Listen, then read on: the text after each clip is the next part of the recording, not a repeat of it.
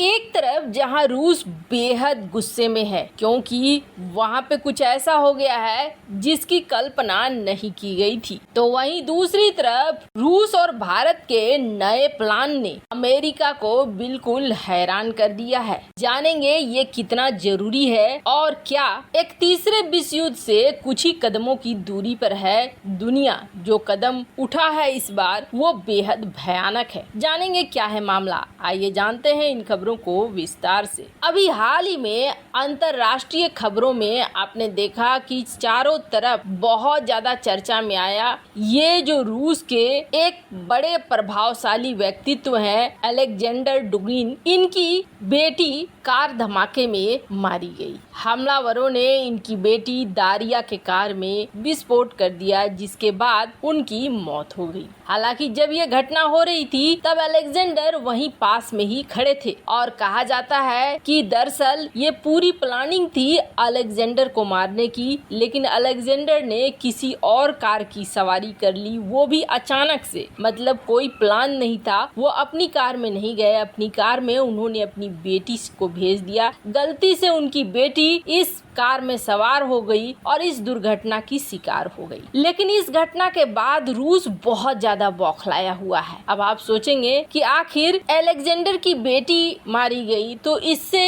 रूस क्यों गुस्सा है। रूस गुस्सा है क्योंकि ये जो दुगिन है, ये दुगिन कोई आम इंसान नहीं है। दुगिन को आप समझिएगा तो दुगिन 30 से अधिक किताबों को लिख चुके हैं और उनमें से 2 ऐसे किताब हैं, एक फाउंडेशन ऑफ जियोपॉलिटिक्स जो 1997 में इन्होंने लिखी और दूसरा द फोर्थ पॉलिटिकल थ्योरी जो 2009 में लिखी। ये 2 ऐसी किताबें हैं जिसे आप मान लीजिए कि रूस के लिए ये पूरा पाथ बिछा कर रह चुके हैं, ये पूरा रास्ता बनाकर रख चुके हैं, रोड मैप बनाकर रख चुके हैं कि कैसे कैसे रूस दुनिया में आगे बढ़ना है, किस किस देश को कब्जाना है और किस किस देश की क्या भूमिका होगी। इस किताब में चीन के बारे में भी लिखा गया है, भारत के बारे में भी लिखा गया है और ऐसा माना जाता है कि जैसे ही रूसी सेना में कोई अधिकारी आता है, ज्वाइन करता है, तो उन्हें सबसे पहले इस किताब को दिया जाता है ताकि इस किताब से समझ में आए कि रूस कैसा सोचता है और रूस आगे कैसे बढ़ना चाहता है। मतलब एक धर्म गुरु के साथ साथ ये एक बहुत बड़ा शख्स है। लेकिन इसका मतलब ये नहीं है कि पुतिन और ये दोनों साथ बैठते होंगे, ऐसा कुछ भी नहीं है। पिछले 6 सालों से अलेक्जेंडर दुगिन मिले नहीं हैं पुतिन से। लेकिन हाँ, इतना जरूर है कि एक पत्रिका है रूस में जो काफी फेमस पत्रिका है, यूनाइटेड वर्ल्ड इंटरनेशनल, इसका ये संपादक भी है और ये पुतिन का समर्थन करती है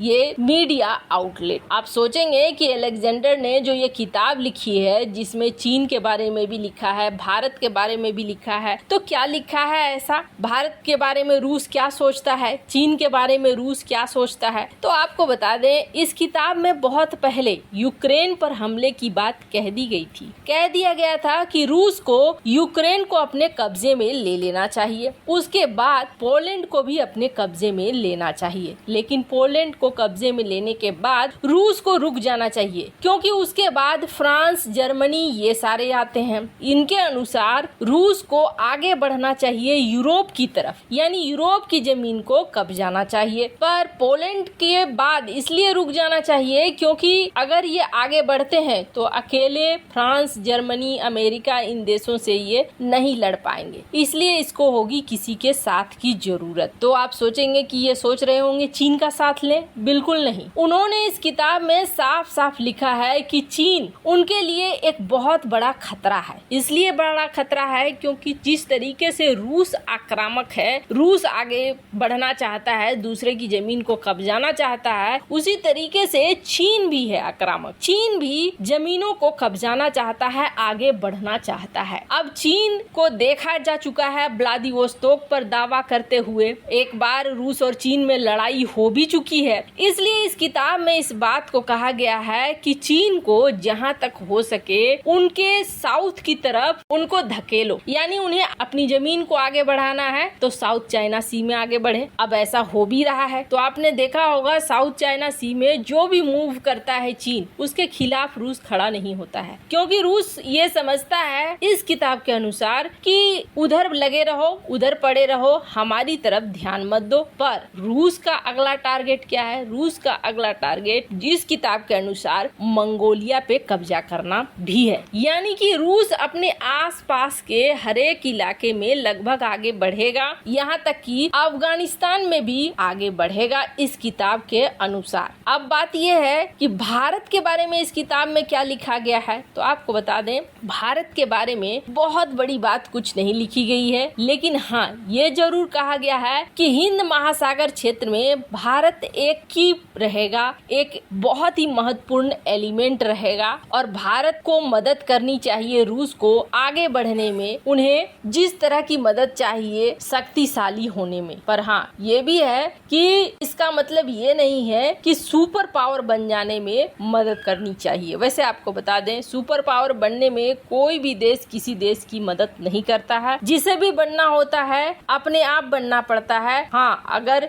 बेस मिल गया तो फिर आगे बढ़ने में कोई कठिनाई खास आती नहीं है। तो इस फेज पर देखा जा रहा है जब क्वाड की बात आती है तो रूस क्वाड को लेकर खिलाफ में बयान दे देता है। क्यों खिलाफ में बयान देता है? क्योंकि चाहता है रूस कि क्वाड और साउथ चाइना सी इन झंझट में चीन पड़ा रहे, कभी हमारी तरफ न देखे। अब इस किताब की इतनी महत्ता है। अब इनके ऊपर हमला हुआ है, मतलब जिन्हें पुतिन का ब्रेन कहा जाता है या रूस का ब्रेन कहा जाता है, उनके ऊपर हमला हुआ है। ये एक बहुत बड़ा डर पैदा कर रहा है कि कहीं अब लड़ाई इस हालात में न पहुंच जाए कि न्यूक्लियर वॉर हो जाए। यूएन के चीफ गुतरेस ने इस बात को कहा था कि अब हम लड़ाई से बहुत कम दूरी पर हैं, एक छोटी सी गलती इस लड़ाई को आगे भड़का सकती है। खैर जहां एक तरफ ये सब कुछ हो रहा है तो वहीं दूसरी तरफ रूस और भारत ने अब एक नए प्लान को लाकर सामने रख दिया है।